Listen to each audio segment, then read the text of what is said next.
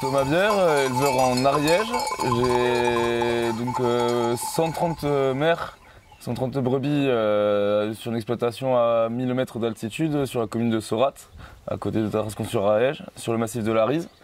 Moi, je m'appelle Javier, je n'ai pas de brebis à moi et j'ai fait berger pour des autres éleveurs, automne, hiver, printemps dans les Gers et l'été dans les montagnes. Ceux qui suivent sa mère en titubant, là, la grande brebis là. Ah, Celle oui. qui est en travers là. Celle qui le sent là. Ça vous voyez, c'est une première portée, première fois qu'elle fait un agneau quoi. Bonjour, je m'appelle Benjamin Motte, je suis installé depuis 2016 sur la commune de Tignac en Haute-Ariège, canton d'Axe-et-Thermes, avec 500 brebis mères et une centaine d'agneaux de renouvellement et 35 bovins de race Gasconne des Pyrénées et Aubrac. Moi, c'est Christophe Mascarin, 44 ans. Je suis installé sur la commune de Saverdun. Donc moi, je suis céréalier spécialisé, on va dire, dans la production de maïs mince sur une superficie totale de 200 hectares. Je suis Emeline Ferrier, je suis conseillère aux vins viandes et entreprises à la Chambre d'agriculture de l'Ariège.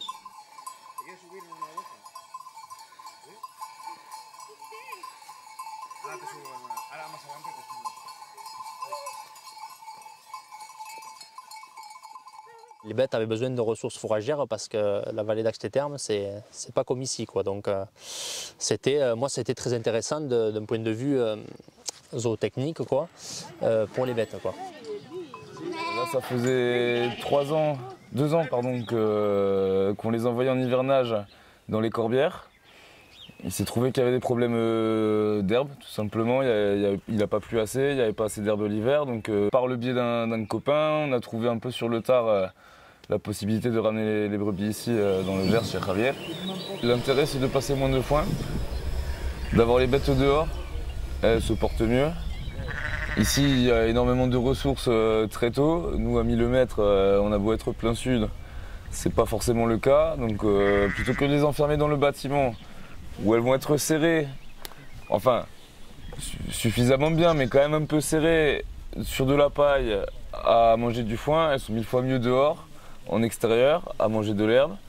D'un point de vue élevage, je trouve que d'avoir des bêtes, on va dire de les élever de la plus simple façon et naturelle qu'ils soient, ça améliore ma prolificité, donc j'ai des économies après sur les concentrés, le maïs ou de l'orge, enfin suivant ce qu'on peut donner en montagne pour maintenir les brebis, pour l'entretien des brebis.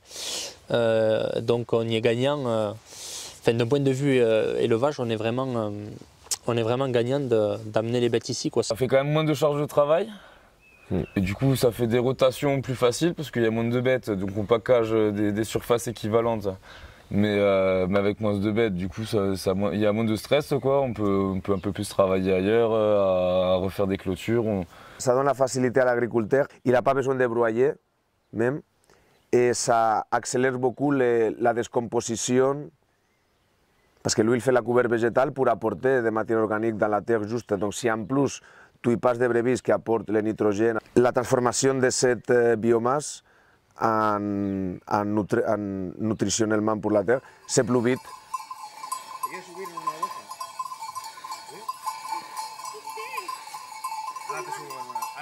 Du coup, je mets en priorité les agnelles qui ne produisent pas, c'est-à-dire des bêtes qui arrivent ici, elles ont entre 1 an et 6 mois, quoi, 6 mois, 1 an. Mais en général, j'en descends dans les 200 au début, 200, 220. Là, il y en a 340 là, aujourd'hui. J'en ai monté 98. Oui, 98, lui et 80 Benoît. Du coup, c'était censé être toutes les bêtes qui étaient vides, donc qui n'avaient pas d'agneaux, ou en tout cas des agneaux suffisamment vieux pour les sevrer, et sinon celles qui n'étaient pas censées agnoler. Il s'est trouvé qu'on en a quand même quelques-unes qui ont quand même agnolé ici. Bon, au final, ça s'est très bien passé. Oui. Et il y en a eu 3 ou 4 voilà, ou 5.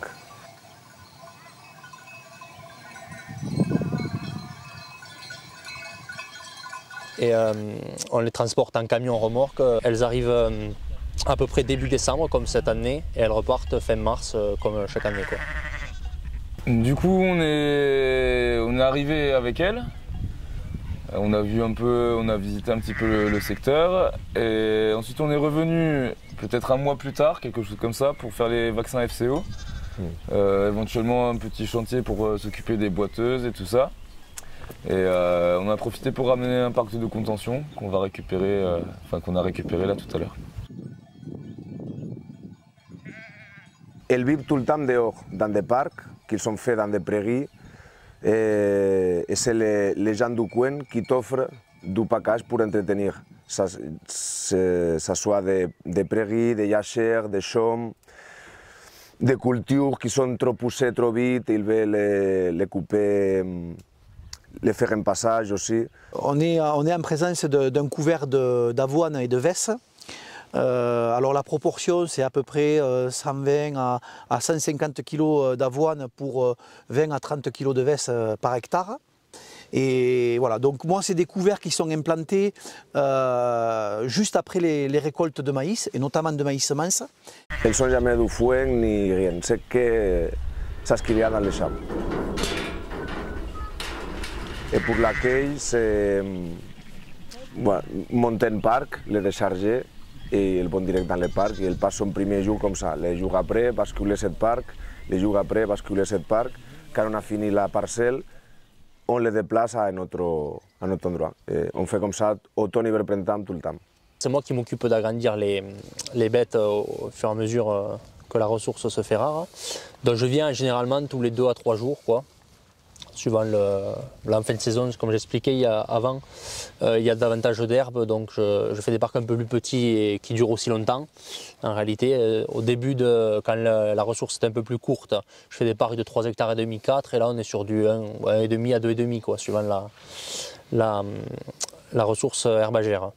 On a aussi fait évoluer notre système parce qu'il y a des périodes de froid, notamment on va dire décembre, janvier et parfois février, où là on a ouvert la possibilité à Benjamin d'aller sur des bordures de bois pour que les brebis elles puissent se réfugier en cas de vraiment mauvais temps. Des fois je descends avec la cuve quand il fait vraiment sec, mais c'est rare quand même. Elles boivent quand même, l'humidité de l'herbe, quoi. C'est pas des bêtes assoiffées ni affamées, quoi. Et au niveau de l'eau, l'hiver, c'est maintenant qu'elle commence à avoir, on va dire, besoin. Après, elles peuvent passer sans, parce que comme l'herbe déjà elle a une humidité, elles arrivent à... Dernièrement, je les ai bougées en l'eau qui était dans le coin, par ici, je les fais passer devant le lac et je les ai offert la possibilité de boire. Ils sont même pas bu dans le lac et ça faisait 1 mois et demi qu'ils ne buvaient pas.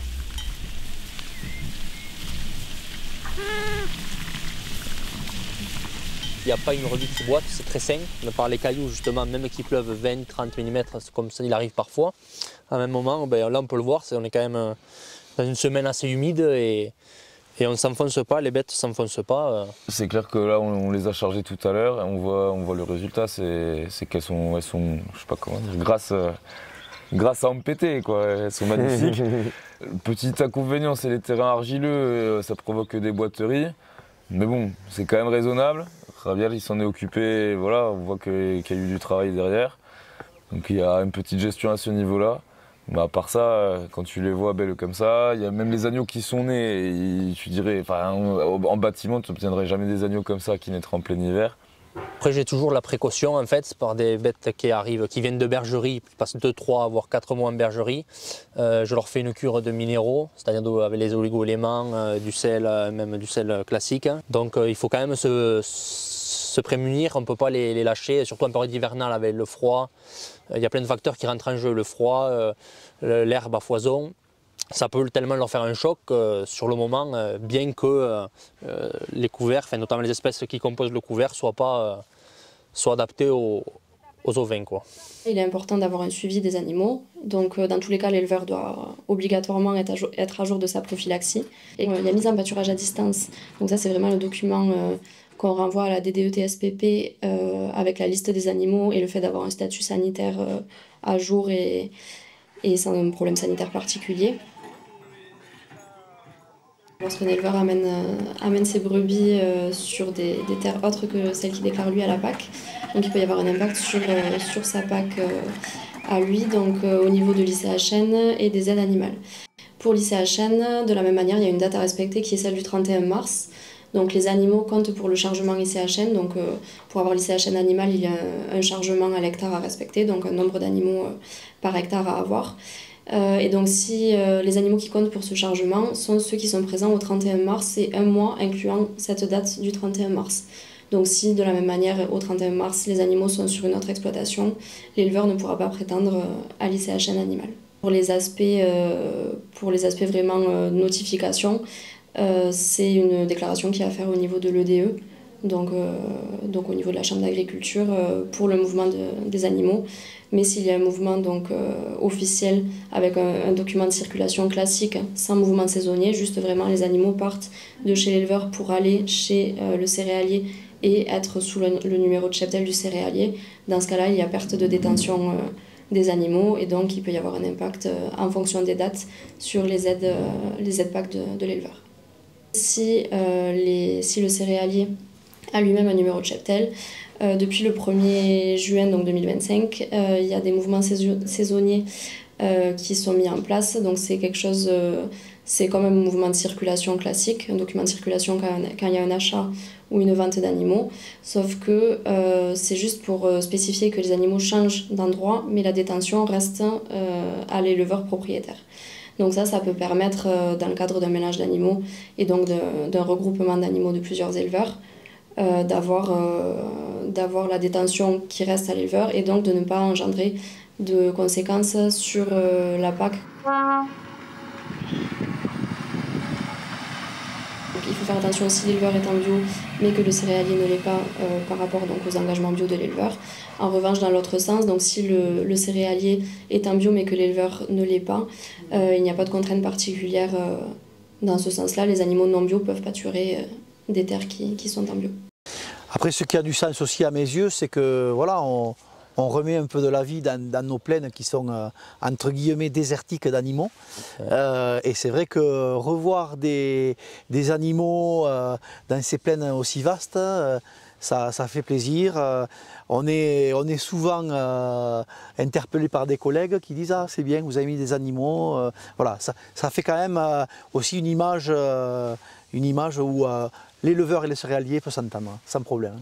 Et chercher de la complémentarité. C'est bien. Voilà.